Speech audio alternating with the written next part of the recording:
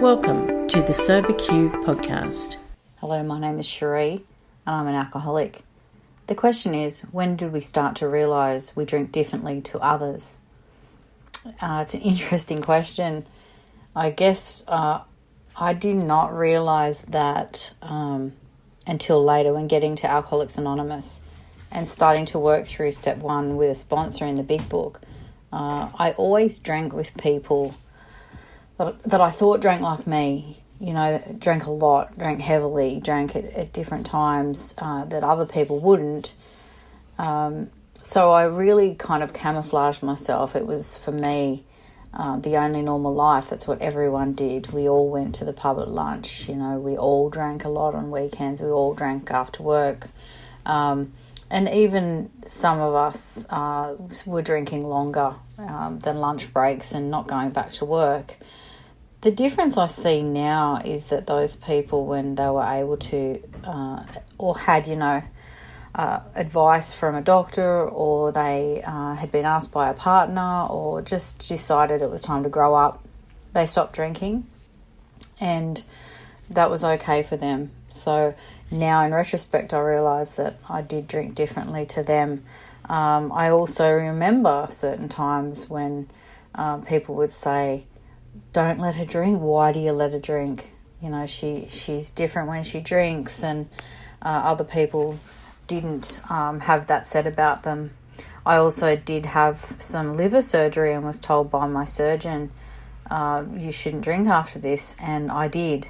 And I thought nothing of it at the time until I was going through the book with a sponsor, and I was looking at the differences between, moderate drinkers, hard drinkers, and the real alcoholic, as mentioned in the book. And I had always thought, well, maybe I'm just a heavy drinker. Maybe I shouldn't drink. But, I had a sufficiently strong reason. I had the doctor telling me I shouldn't do it, and there I was drinking again. And even my sponsor was shocked by that. She said, "How could you not know?"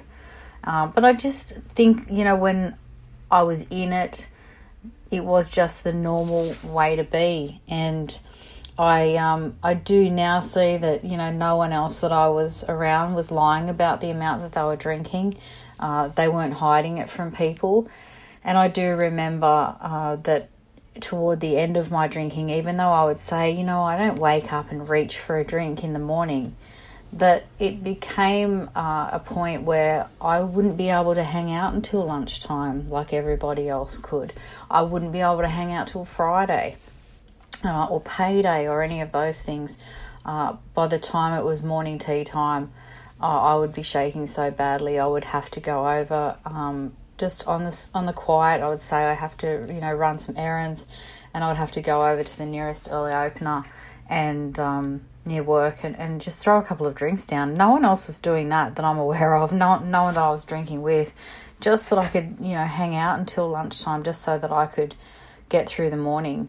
No one else that I was drinking with was doing that unless they were sneaking it, and I don't believe so. So I really did have these times as well at work where I would have to show up and be responsible, and I wasn't always able to do that, whereas the other people I was drinking with could. I was having to hang out back at work just so that I would be under the limit before I could drive, and even then I probably wouldn't have been under the limit, and I didn't know anyone else that was doing that. So I guess later, when looking at it with a sponsor and being asked some specific questions from the book, that's when I realised. If you would like to share your experience on a recovery question, visit the SoberQ podcast website at soberq.com.